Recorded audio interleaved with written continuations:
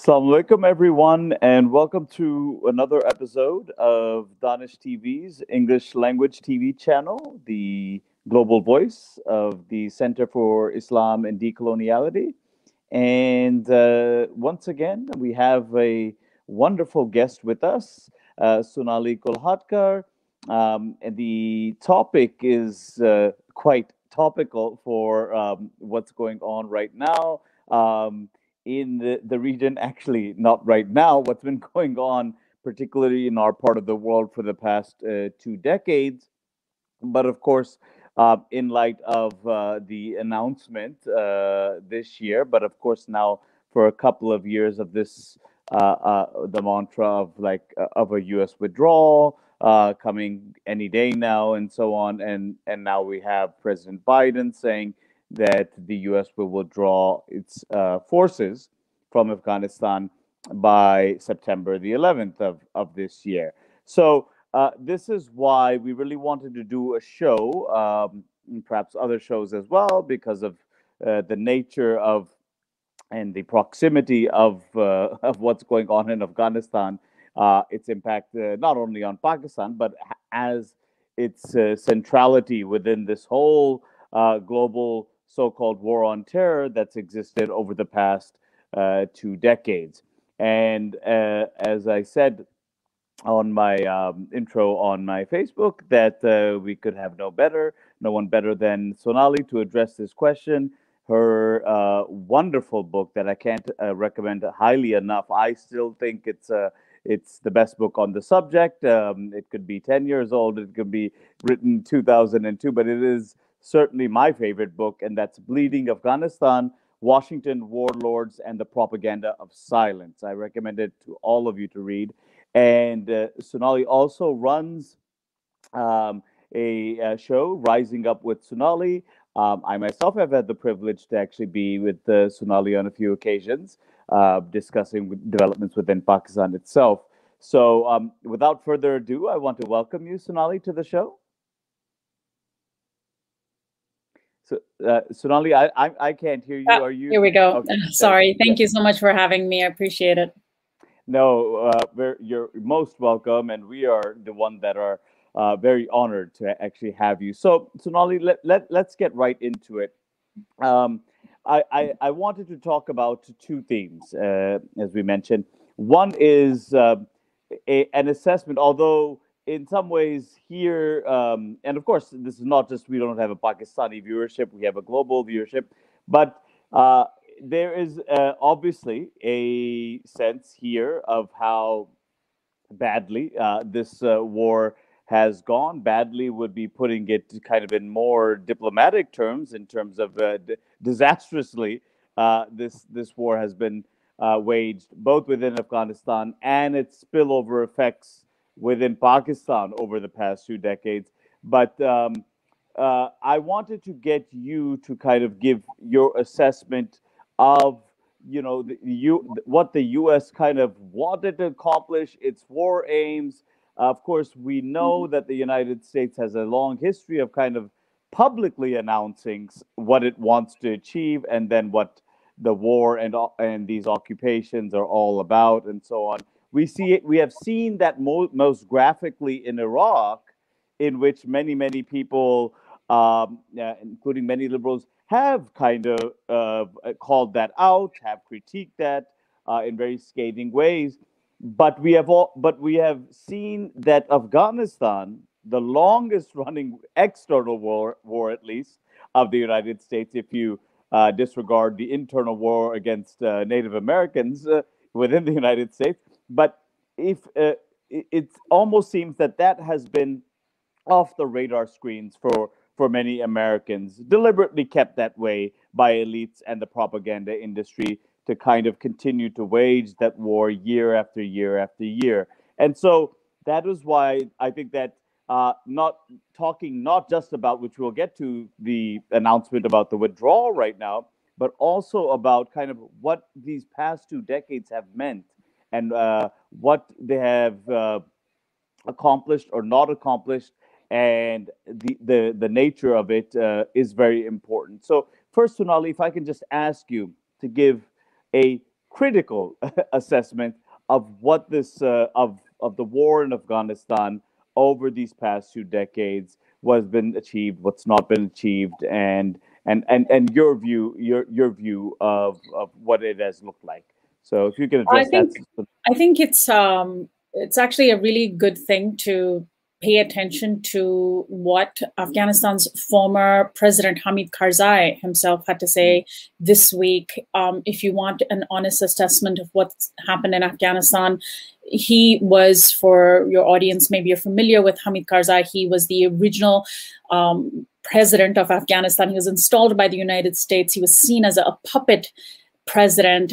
He did go on to actually win an election and then became a democratically elected president and left office rather disillusioned, even though he was an instrument of US colonialism and foreign policy in Afghanistan. But this week, in an interview with the Associated Press, he said that the United States has utterly failed in Afghanistan. The US had two objectives. One was to defeat extremism, and the other was to create stability political stability in Afghanistan. And according to Karzai, the US utterly failed on both those counts. And he said that this is what we've gotten. We've gotten, the highest level of extremism in Afghanistan in 2 decades happening now, and the country entirely unstable. And it's a direct result of what the US has done. Therefore, the US, it's better for everybody that the United States leaves. It's incredible to hear Karzai, a man who was part and parcel, a central figure in the US's occupation, to have this assessment. And it's a real pity that he and others like him did not listen to those of us who in 2001 predicted with great ease that the United States occupation would fail. All we had to do was look at the history of US colonialism in other countries and understand that the US never invades another nation for the good of those people living there. The US only enters into other nations when it has its own interests at stake, and once within another country will carry out operations in order to further its interests. And so any people who are occupied need to know that they end up being pawns in the US's grand chess game. And often that chess game is played in such a flawed way that even the US fails in its own objectives. So the objectives are poor, and then the carrying out of those objectives are done so poorly, with such negligence and such violence. And that's essentially what's happened in Afghanistan. On paper, you have a country with a constitution where there's, there's some nominal equality set in stone for men and women, but you have Sharia law is considered to be supreme over all law, and the fundamentalist warlords that the US installed use that as a bludgeon against civil society, secularism. And of course, you have the return of the Taliban, which the US chose to engage with over and over again. Even though the Taliban was supposed to be the enemy, the US chose to partner with the Taliban for peace. And now the Taliban is very predictably returning to those very places that the US had occupied. The entire war has been they called one of the worst regimes ever in the history of mankind, the Taliban that's being negotiated with now, right?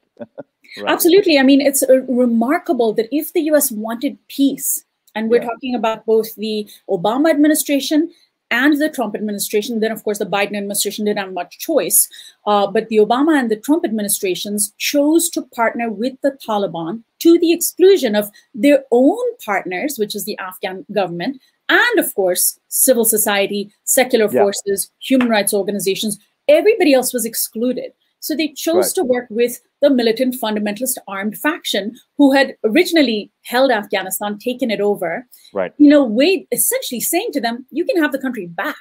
And for Afghans on the ground, it's terrible, terrible news. Of course, the United States staying in Afghanistan is no better. But to leave, handing the country back to the Taliban is the worst possible way to leave. So two things there, Sonali. One is that stepping back, and what you were saying is incredibly important. The way that this, in some ways, is of course nothing new in the history of U.S. foreign adventurism and colonialism in general, and going out and occupying for their own interests. But some of the enabling rhetoric that was deployed to invade Afghanistan seemed to capture the imagination of not only Americans the world over, because it came after September the 11th, and the idea that this was a war to especially save Muslim women from the Taliban. And so how could it be such a bad war? And this goes into the kind of narrative that, of course, Obama pushed very strongly, that, of course, Iraq was the huge mistake. But, of course, Afghanistan was the good war because all of these intentions were so great.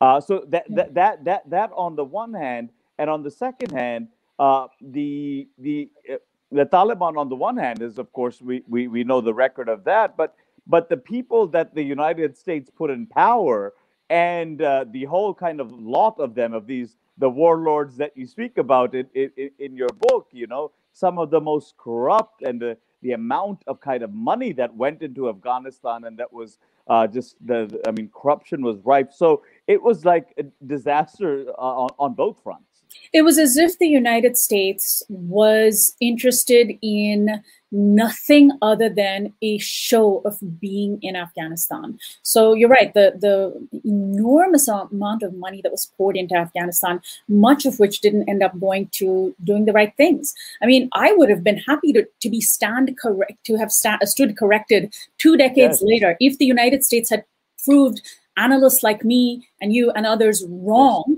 in carrying out some wonderful occupation that would have been, resulted in women and girls finally being freed to go to school and live in safety and democratic secular forces. But of course, we know that the United States didn't intend that. And now, at the end of this week, you have the current president of Afghanistan, Ashraf Ghani, and his vice president, Abdullah, coming to the United States for a state visit.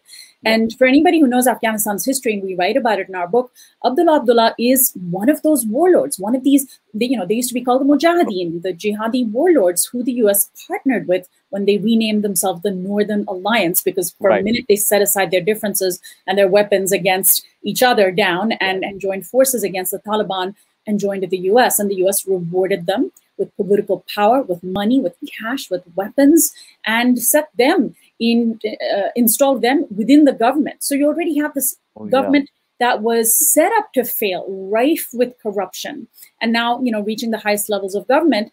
And then the U.S. even abandoned them. This Afghan government, a weak, ineffectual government, corrupt government, abandoned, almost as an admission of how poorly all of this was carried out.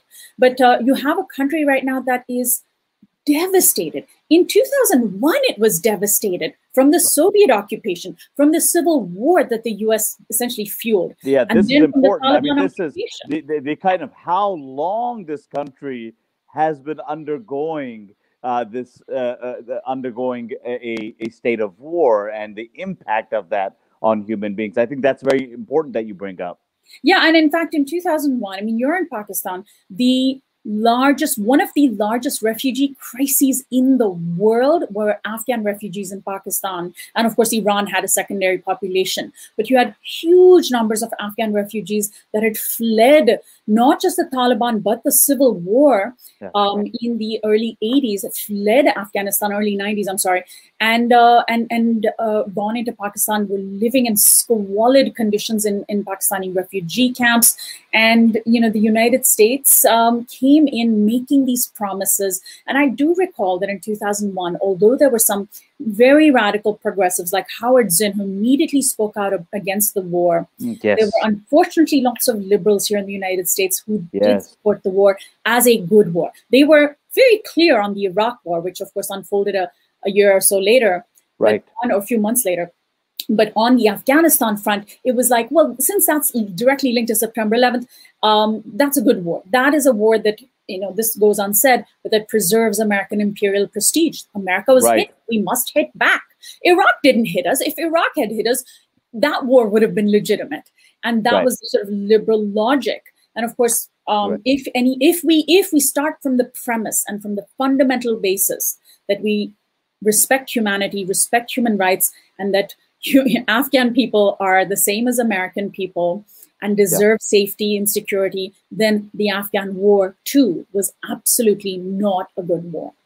Right. I mean, the earlier point you made is that folks like you and I would have been, of course, incredibly content if the things that you said they actually did, whether it's yes, girls' education, infrastructure development in the country, all sorts of things that they could have done. But then you ask yourself the question: we live in these neoliberal times where they're not doing this stuff at home. Why would they be doing this stuff in countries abroad? This is not post World War II Marshall Plan type of that type of a program in Afghanistan, and that's what it's led to. And add to that the kind of both the corruption and the incompetence of the Afghan government, as well as the incredible arrogance and the terror of the U.S. occupation itself, that you document very well, that has kind of led to what I would call what I would point to the papers, the Afghanistan papers, kind of like the Pentagon papers, that you're more than familiar with, that basically argue that these generals sitting in Afghanistan, year after year, they're lying about kind of the quote unquote progress being made in Afghanistan. So maybe you want to mention that. Yeah, that's what we, in our book, the subtitle of our book is Washington Warlords and the Propaganda of Silence. And that's that propaganda of silence that we refer to. Afghanistan has always, for the last 2 decades, suffered from a lack of coverage in the media. And when there's been media coverage, it's been, of course, absolutely terrible. It has given the impression over and over again that things are going well, that if we would leave, then things would get much worse. I recall, famous covers of magazines showing mutilated faces of Afghan women with the caption, "This is what would happen if we left," failing to mention that it was happening while we were there. Right. And the Afghanistan papers, which the Washington Post published, were basically this trove of internal documents from the Special Inspector General for Afghanistan, which is a watchdog agency that they had in their internal discussions found to have exposed this massive lie of the so-called progress in Afghanistan being presented to the American public, because of course it's funded by the American public. And on the ground, you had absolute ineffectual corruption, violence, drone attacks, civilian casualties, girls' schools being shut down, suicide bombings over and over again from all of these forces, including American forces. And if the American people had been made aware of that, if even papers like the Washington Post had put those issues front and center on their front pages for the last 2 decades, this war would have ended a lot sooner. Not only would it have, of course, saved American dollars, most importantly, it would have saved Afghan lives, which ultimately is what this discussion should be all about. The beleaguered citizens of one of the poorest nations in the world that has been a proxy, whose nation has been a proxy battleground for the big nations of the world, and that have never, there are children now in their 30s, or people in their 30s who were born during war, and who have not known peace in their entire lifetimes. And that is a tragedy. And because of the way in which the United States is leaving, they will not know peace, because they will see their country completely devastated by the Taliban. And I'm really scared for my friends in Afghanistan and for the people of this beautiful nation, one of the most beautiful nations in the world, most historic nations in the world, with such rich cultural legacy and history. And its people have just been used, abused, and now abandoned by the world. Right. No, that's very well put and poignantly put, Sonali, and I think that we can actually turn to this now question, and which kind of you pointed to. I mean, this whole now notion of an American withdrawal after these 2 decades, and after these Afghanistan papers have come out demonstrating a whole series of lies about a whole lot of things, including what I said earlier, the idea that yes, we're making progress against the Taliban, which I mean, control actually far more in actual real terms territory than they did even on when the U.S. invaded Afghanistan. So I mean, this has been a complete farce. But the question that I want to get to now is that of this U.S. withdrawal, and kind of you hinted at a kind of prognosis of what you think is going to happen. But first, before that, the U.S. withdrawal itself, do you, first of all, people here will be skeptical and first ask you, is it for real? I mean, is it really going to happen? But that's the first part. But the second part is that the devil is in the details. Is it a withdrawal of U.S. forces? Will Bagram Air Force, the airbase, go away? What about all these private military contractors that way outnumber actual U.S. forces there, as well as the air power that still remains? So there's all these questions that sort of linger, and I don't know if you have any thoughts on that. Yeah. It's really important to get into these details because you're right in implying that the private contractors are going to stay. Already, you have there's a good word for them. They're mercenaries. These are paid soldiers, and so because they're privately contracted, although paid for by U.S. tax dollars, they have less accountability. They operate in the shadows. Their crimes are not hardly nearly enough addressed. They are not nearly often enough held accountable, if ever. And the United States understands that the political cost of keeping U.S. troops in Afghanistan is too high because Americans are tired of war. So they're pulling out troops, they're keeping in contractors, and they're switching the war from what was a combination air and ground war to a primarily air war. So the drone strikes will continue. As far as I know, from what the generals have said publicly, General Lloyd Austin, former General Lloyd Austin, currently the head of the Defense Department, Pentagon chief in the U.S., said, we're going to basically do in Afghanistan what we've been doing in Somalia, which is a drone war. And Pakistanis know very well, of course, especially those living in the Northwest Frontier Province, what that drone war looks like, how it's essentially not just, not a war on terror, it's a war of terror. And so the U.S. is going to switch it up, primarily make it a drone war, which means terror from the skies for civilians, more civilian contractors. And then that's going to be presented to us as, look, the war is over, American soldiers have left, and we have to be extremely careful about that. When the U.S. first launched the war in Afghanistan, two very important geopolitical achievements of that war was that now for the first time, the U.S. had military bases in Russia and China's backyard, closest that the U.S. has ever gotten to those two countries, which, of course, in these political times, we're hearing so much about the U.S. and Russia and China. And the other was that it gave NATO, the North Atlantic Treaty Organization, a reason to continue to exist. This was, of course, the organization that was meant to be the, counter to the Soviet Union, since the Soviet Union no longer existed. All of a sudden, it goes from Europe all the way to and so I don't think I think that the United States does not. My educated guess on this, and it is an educated guess, is that the United States will not want to let go of those two aspects, giving NATO a chance to, keep itself relevant. Which NATO, by the way, is fighting the U.S. on the on withdrawing troops, and I suspect President Biden will allow NATO troops, or will not pick a fight with NATO over this. So there may still be NATO troops remaining. And two is that the military bases, I doubt that the U.S. will want to undo that achievement, that investment that they made in keeping that base close to the Russia and China borders. But by and large, you'll see less coverage of crimes committed. I don't know how many of your viewers have been paying attention to this interesting political debate in the U.S. Speaking of Somalia, we have a Somali American Congresswoman, Ilhan Omar from Minnesota, who has gotten into great trouble for saying basically that the U.S.'s own atrocities, the U.S. commits atrocities without accountability. And she's absolutely right. I mean, Afghanistan is a perfect case in point for how the U.S. has not been held accountable in spite of efforts at the International Criminal Court to hold U.S. United States accountable for its crimes, to get justice for the US's crimes in Afghanistan.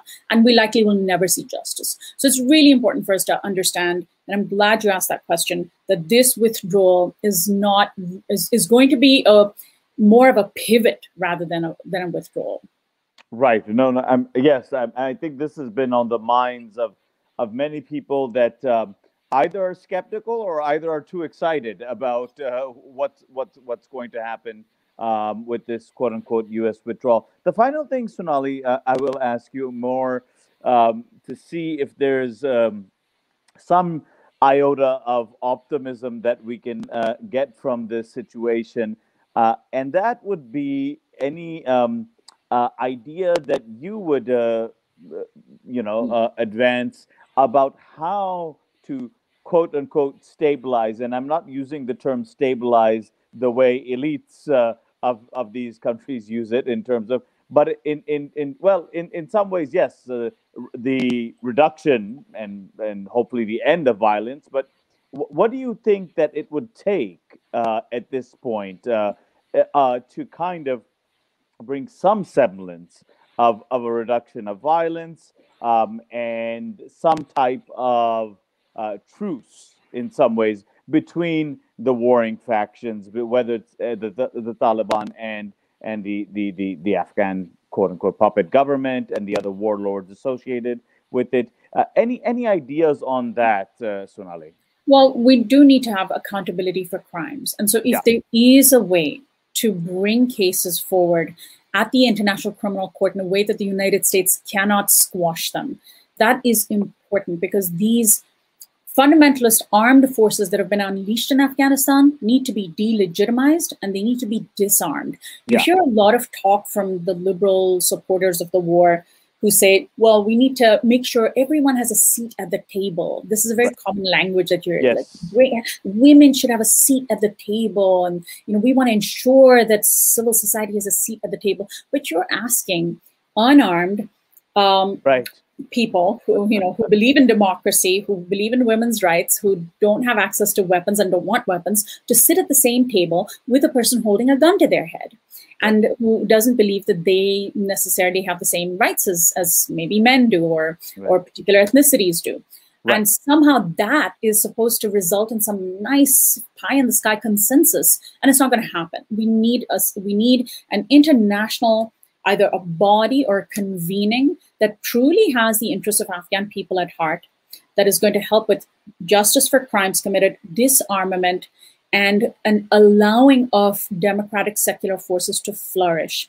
I'm not at all optimistic that such a thing could ever happen, considering what is unfolded in Afghanistan now. It might have been possible 20 years ago. It might even have been somewhat possible 10 years ago. But today, with the Taliban as empowered as they are, it's critical that we, first of all, start pulling back the forces that are hurting Afghanistan, the US being one of them, the contractors paid for by the US being another one, the Taliban, the Afghan warlords, all of these forces. And then, Russia and Pakistan's government, India's government, Iran's government, they all have interests in Afghanistan that go beyond respecting human rights, and that don't necessarily further human rights in either their own countries or in Afghanistan.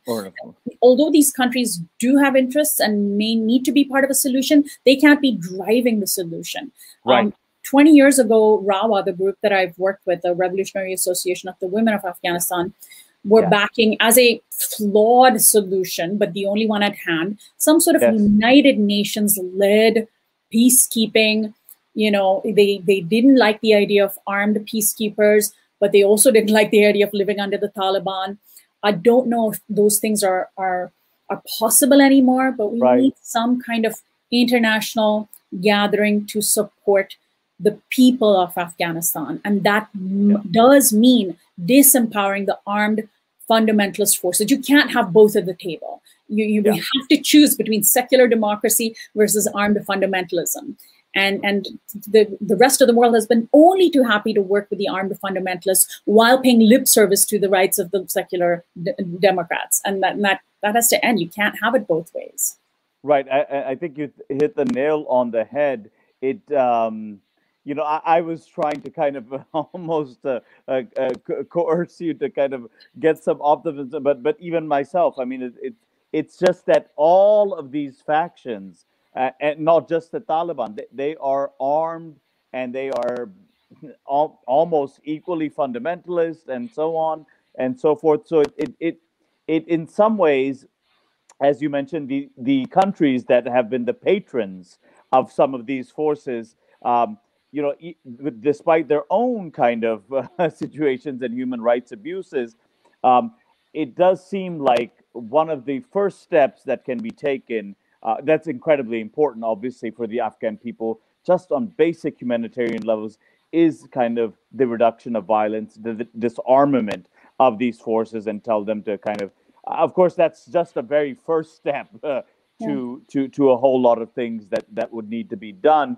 But I really do agree with you that at this stage, it seems like the regional actors that have been so much involved in this, and in some ways, their argument is that, well, if the United States can be involved thousands of miles away, well, this is a bordering country that we have to be concerned about as well. So it does seem like the regional players will have to get involved in some way, because please. I do have one. I do want to say one thing in terms of the optimism. One of the things that we saw over the past 20 years in Afghanistan was, in spite of everything that people had to put up with, we discovered that there was this incredible, and it shouldn't be a surprise to any of us.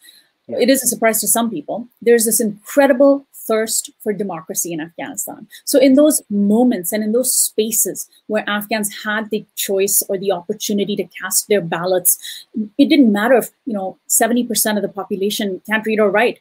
The elections were run in such a way that they didn't need to, that they could identify by faces, and there were some local campaigns that ran. My most favorite example is the campaign of Malalai Joya from Farah province in Afghanistan, in the western part of Afghanistan, who was this young activist. She was very young when she was first elected, and her people came together to elect her, to choose her. Men and women alike sent her to Kabul to represent them. And they were so excited to have the chance and the choice to send this incredible human rights activist. And so, and there were other stories similar to that in Afghanistan. So there is this thirst for democracy, this desire for democracy. After all, why shouldn't there be?